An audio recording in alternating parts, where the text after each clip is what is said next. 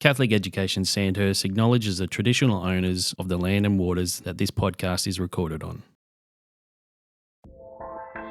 In this episode of Catholic Education Matters, host Ashley Marsh is joined by speech pathologists Lauren Cook and Lauren Naish from Catholic Education Sandhurst for a practical conversation timed with Developmental Language Disorder Day. DLD, a language difficulty you often can't see, affects about 1 in 14 children. Lauren Cook and Lauren Naish unpack what DLD is, what it can look and sound like in classrooms, and how teachers and families can spot early signs and support students with simple, high-impact strategies. In this episode, we explore what DLD is and why the theme, You Can't See DLD, matters for classrooms and families. Early indicators across foundation to Year 6. Why oral language is foundational to literacy and how gaps in language can undermine even strong reading programs. How system-wide OXED screening and intervention will work in our schools, and practical strategies teachers can use. Whether you're a teacher, school leader or parent, this episode offers clarity, encouragement and next steps for supporting students with DLD, because when we make language visible, we open doors to learning for every child. Now join us as we explore what truly matters in education.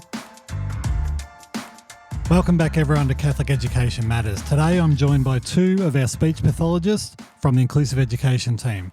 I'd like to welcome Lauren Cook, Senior Speech Pathologist. Thanks for being with us today. Hi Ash, thanks for having me. And Lauren Naish, Speech Pathologist based in our Wangaratta office. Welcome Lauren. Thanks. How are you going? Yeah, very good. Just going to start off by finding out a little bit about the two of you and what brought you to your roles here in Catholic Education Sandhurst in our speech pathology team. So, Lauren Cook, just introduce yourself to our listeners and tell us a little bit about your journey to becoming a speech pathologist.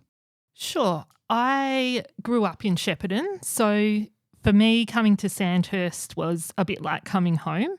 It was an opportunity at the right time for me, I suppose, to come to Sandhurst. I'd worked previously in education across a variety of sectors, directly for schools, in consultancy roles. So it just made sense to me when the opportunity came up. I think the question about why speech pathology, I think about this often and I don't have a good story for why I chose speech. So I guess for me, the better question is why educational speech pathology? So when I was in the degree, I realised how powerful language is and how much our language competence impacts on every aspect of our lives. I also realised how much I didn't know about how and why language works. I'd always just been really good at writing and English. It was easy for me. So I didn't realise how complex the language system is. When I was studying, I started to think about some of the kids that I went to school with and started to wonder around their behaviours and the difficulties they were having at school and whether they might have something to do with speech and language. So it all started to kind of fit together for me, what an impact language and literacy has on life outcomes and how much harder the classroom was for those kids than it was for me and how hard the teachers had to work to support them. So that's kind of where I got to and why I work in education. Great, thank you for that. And Lauren Naish, same question to you. What brought you to speech pathology and in particular to Catholic Education Sandhurst? So I've got a bit more interesting story on why I decided to do speech pathology. I spent my teenage years here in Bendigo, and during that time I did some community work at an aged care facility. And as part of that, we would go in at meal times and support feeding elderly their meals. And there was a particular gentleman there that couldn't really communicate. He couldn't speak, but he could sing beautifully. He could sing every word from songs I didn't know, but he could sing beautifully. And that really intrigued me. So I then went off and did university and became a speech pathologist and ended up in remote New South Wales as a sole clinician working for children and families that had moderate to severe disabilities. And I loved that work. And eventually family circumstances brought me back to Bendigo and I transferred that knowledge into our school system. And I still do love working with our families and our schools. And the opportunity came and I moved from Bendigo schools to Wangaratta schools. Great, thank you for that. Today we're going to cover off on 3 different areas. I want to have a little conversation about what the work of our speech pathology team looks like in our schools. I want to have a conversation about developmental language disorder, DLD in particular, and what that looks like for some of our young people within our schools, and then also have a discussion about the exciting addition to our Magnify Sandhurst program of work that is coming through next year. So Lauren Cook, you are our senior speech pathologist. You lead our team of speech pathologists in our schools. What work are they doing with our students and teachers? When I came to Sandhurst, I was most excited about the opportunity to provide speech pathology services not only in assessment but also in the intervention space. And that's relatively uncommon at an organisational level, that a speech pathology service is provided that's able to visit regularly enough to assess and provide effective intervention in the school setting. And what it means is that our speech pathologists are able to work in partnership with the schools. We build relationships, we share our knowledge, we provide support that benefits teachers, learning support officers, families and the students. And I think that partnership is the really powerful part of the speech pathology service at CESL. Speech pathologists love to share their knowledge and perspective on difficulties students might be encountering at schools, and we really want to find the best outcomes for the students. And the biggest impact happens when we've developed some programs and developed knowledge, and that we've got people in the schools that are spending the most time with those students who are then able to implement that every day in every interaction they're having with the students. So Lauren Naish, your job involves working daily in our schools, working with our students and with our staff. What does a day in the life of a speech pathologist look like for you? On a day-to-day basis, just like in schools, it can change minute by minute. People have excursions and last-minute things. But generally, I end up seeing students in the morning and middle block, and in the afternoon, my notes. What that looks like could be assessment, it could be interventions, it could be small groups, but it's continually working with students and with teachers and LSOs and the team around the child to support them. And then I have lunch and lunch breaks, and that's when I have a lot of communication with teachers as well. It's those intermittent catch-ups in the hallway and at recess or before school where they will ask questions that they haven't had time to get to. Or how did you go with so-and-so today? And they're really important to have. But otherwise, that's basically what my day looks like. It's not that exciting or thrilling, but we do it day in, day out in all of our schools. Sounds exciting to me. Lauren Cook, we're going to talk next about developmental language disorder, and DLD Awareness Week is coming up around the time of this podcast will be released. Can you tell us, for those who might be unfamiliar with DLD, a little bit more about what it is? Sure. DLD occurs when a person has significant difficulties in understanding and or using language. So it impacts at all levels of language: production of speech sounds, words, sentences, discourse level, learning and memory, and into their social use of language. I think that language is such a pervasive part of what we do as humans that when someone has a difficulty with using or understanding language, it's affecting every part of their life. The importance of raising awareness around DLD is that you can't see it. So the theme for DLD Awareness Day this year is You Can't See DLD. So in your classrooms, you may not realise how many or which students may have a DLD. Are there any particular common traits that we might see in a student or a child who has DLD? For parents listening or for staff members of our schools listening, what are the sorts of things that you might see as a child develops, or not see as they develop as well? Yeah, you're right. You can't see DLD, but we can sometimes hear it. So it could be a late talker, or it could be a child that's having difficulty communicating with their peers, asking for what they want or need, sharing their ideas. It could be that it's a student who looks like they're not concentrating in your classroom, or you have to repeat things over and over again. It could be that the child isn't using many words to communicate or gets confused easily. There are lots of little things that can show us that they might be having a communication difficulty. So what can we do then if we have a student in our classroom or we have our own child who might have some of these traits that we're observing or hearing around DLD? What are some strategies that we can put in place to support those students? I think the first thing that we want to be able to do is accurately identify the students.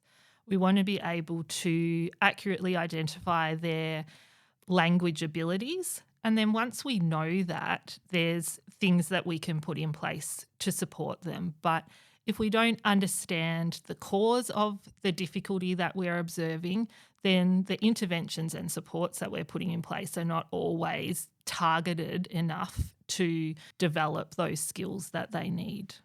Do we have any statistics around how prevalent DLD is among school-age children? So as a general population, we know that 1 in 14 are affected with DLD. So in your average classroom, that would be 2 students with a language disorder or difficulty. That's 5 times more prevalent than autism. So there is quite a few kids in our school, in our classrooms every day that are having language difficulties. If I want to know more about DLD and the things that I can put in place in the classroom or I can put in place as a parent around some strategies, are there any great resources that I can go to? Yeah, there is. There's the Raising Awareness for DLD International site, and that provides a lot of information for both teachers, families, students around what DLD is, and is also provided in multiple languages. There's also an Australian site called the DLD Project, which has also got numerous resources for both teachers and parents. Then there's another site called Speech Pathology Australia, which is a great starting step if you do have concerns about your own child at home. It has something called the communication milestones, and you can have a look and see if your child is having difficulty depending on their age and what is appropriate for their age.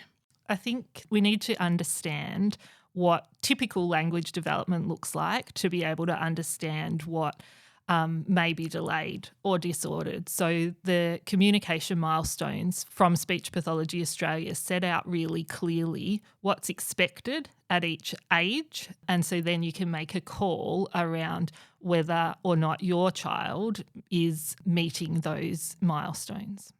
With DLD Awareness Week coming up, what are some things that our listeners can do to raise awareness of DLD in our communities? I think continually bringing the topic up will help raise awareness, talking to other families, other parents talking to parents about what looks typical and might not be typical, means that we're having those conversations. Often that's the first step.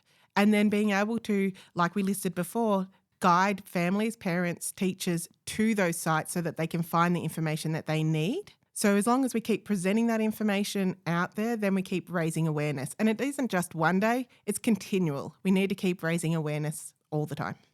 So in terms of identifying children and young people who may have DLD, I'm assuming this isn't just something that is prevalent and present in young children. Exactly. And maybe talking about how it looks across the years would help you understand where we could pick those kids up. So if we look at our younger students, our F1-2s, we can put things in place early because it's easier to see that there's a language difficulty. You know, students aren't talking as much, they're not following instructions as well. There's a lot more screening tools to help identify those students. However, as they get older into grade 3, 4, we get a lot of students being referred to us in year 3 particularly.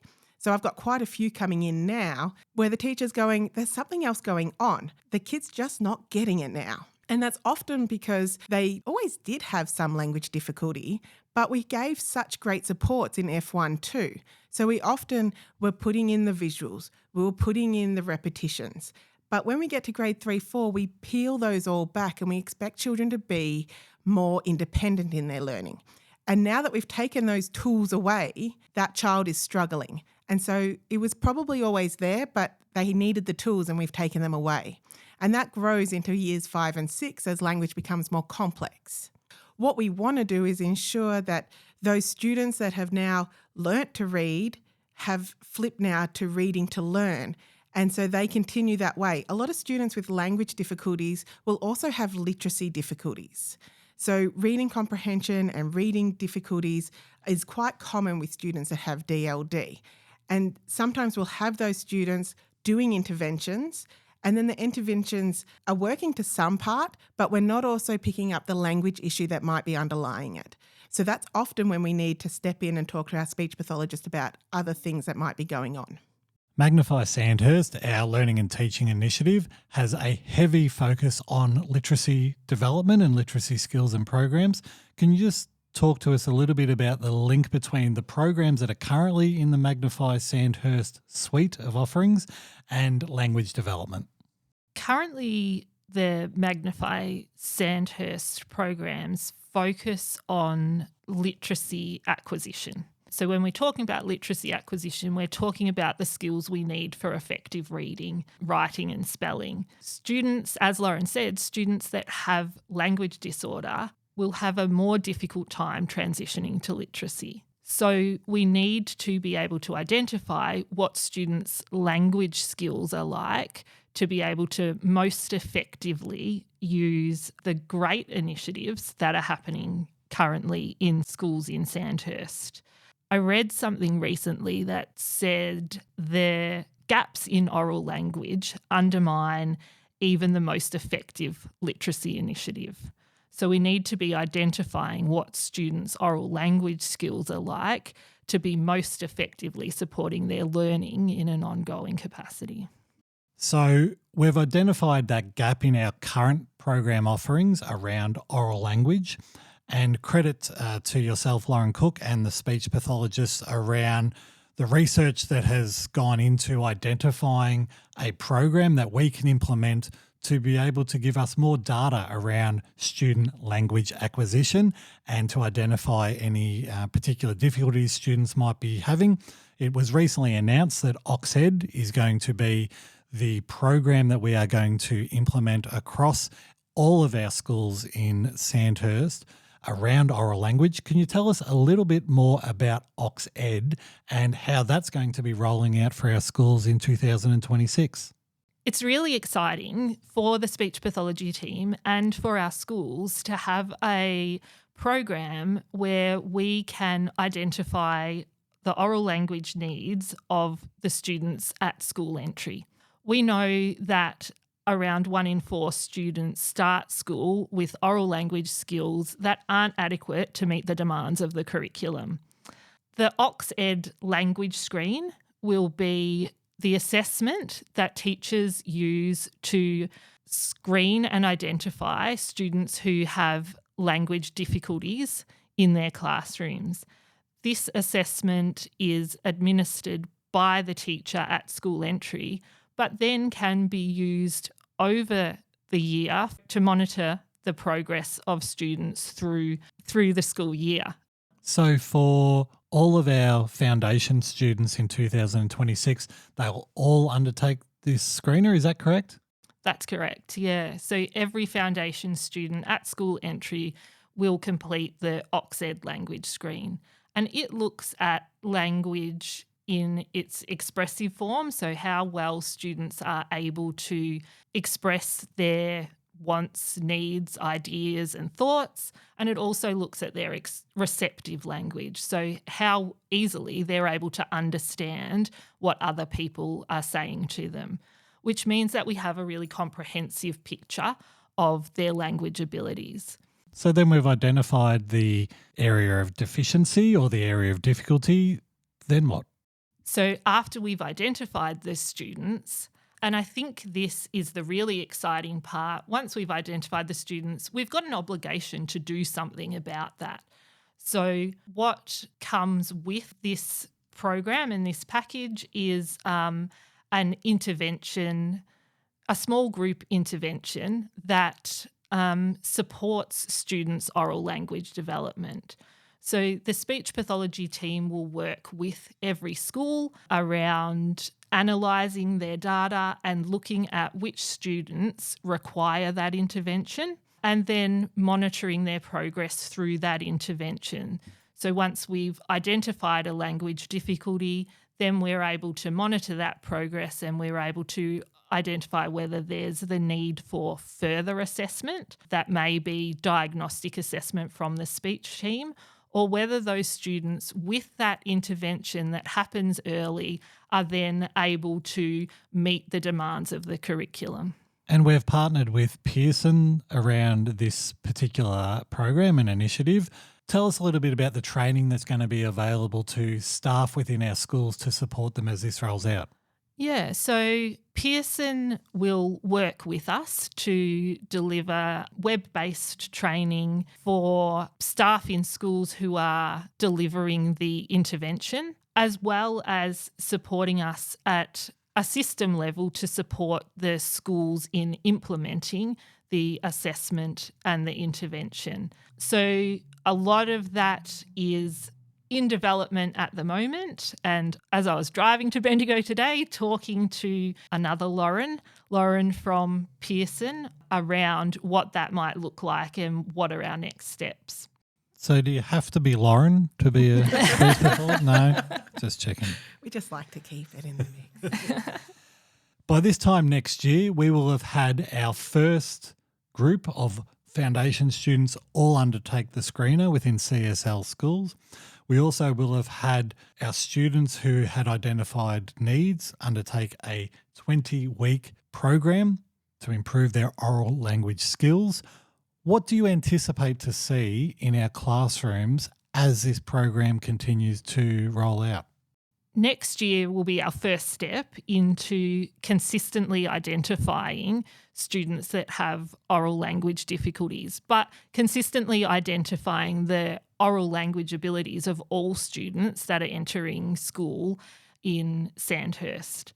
Over time, I think this will evolve and it will mean that we're able to target intervention based on students' needs. So at the moment, schools have intervention in the area of decoding and into the literacy areas. We know that there are students that are in those intervention groups that have undiagnosed language difficulties. And so they're not making the progress in that targeted intervention that other students are making. With this information, we'll be able to target those interventions and target the way that we group students in intervention so that every student's needs being met.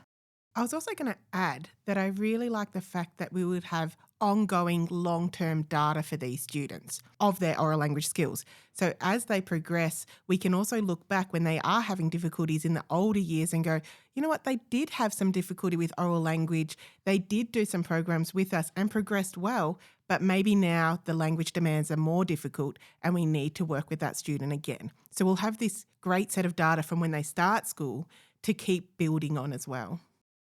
So with the implementation of OXED and the implementation of the Magnify Sandhurst suite of programs around learning and teaching, how do you see your roles as speech pathologists in our schools continuing to evolve? It's really exciting because we'll be able to continually work with students identified early. It means that we're not playing a guessing game and trying to catch up. It also means that we can put well evidence-based programs in place and have someone continue with them while we're not there. We know that early intervention's the best intervention. So when we're identifying students early and putting the intervention in place early, we can target those students throughout their school journey and provide supports and information and knowledge to teachers that best supports them to have the outcomes that they deserve across their schooling. Lauren Cook, is this new for Australian education, a system-wide approach to oral language? Yeah, I think that our partnership with OXED and Pearson Education is at a system level is unique in Australian schools. It is happening in individual schools across the country, but to be able to do that system-wide and for us as a system to be able to monitor the language abilities and language skills of students in our schools is a first. Excellent. And we've spoken a lot today about the professional learning that's coming and the screening tools that are coming. But if I'm a teacher listening to this, what could I put in place in my classroom today if I'm identifying these students who have some language difficulties? So things that are quite obvious but could easily be done is slowing down how fast you talk. So that's an easy step. Making sure you face the class, so no talking while you're writing up on the whiteboard, those sort of things. If you're playing a video, slowing down the video speed, just even down to 0.9 instead of the full rate. It just allows students more time to process that information coming in. Repeating important parts of instructions, keeping the fluff out of instructions, keep it to the point. And also balance your instructions with visual use. So it doesn't have to be fancy picture board maker cards, but it can just be simple dot notes. It can be simple pictures, highlighting key words, use of general gesture or sign. But those visual elements really support those students in understanding. Some really great strategies regardless of the age of the students. So thank you for that. So as we wrap up our conversation today, we always come to our final question around what matters most. So from our conversation today, Lauren Naish, what matters most? I feel that what matters most is that DLD could occur in a person's life at any point. And if we can keep that in mind and keep that thought there that language might be impacting our students' learning, then we'll be able to keep that students' goals and academic progress ahead for them. Thank you for that. And Lauren Cook, what matters most to you? I think what matters most is being aware of DLD and acknowledging the difficulties that people who have DLD face every day.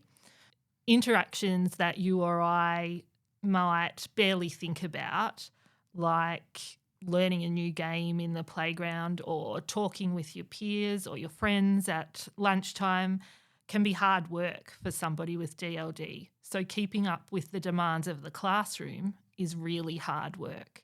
If people around us are aware of DLD, then it can make life a bit easier for those people. Thank you both for joining with us today and for sharing this information. Thank you for the work that you do in our schools and for the work of the wider speech pathology team. We're really looking forward to the implementation of the OXED program and the training that's going to commence this year in preparation for next year. And thank you so much for talking to us about developmental language disorder and assisting us to raise awareness as we enter into DLD Awareness Week. And thank you again for joining with us, Lauren Cook and Lauren Naish. Thank you very much. Thanks. That's it for this episode of Catholic Education Matters. Make sure to follow the show and share it with someone who's passionate about learning, leadership and community. You can also leave a review or connect with us online at Catholic Education Sandhurst. Until next time, stay with us as we explore what truly matters in education.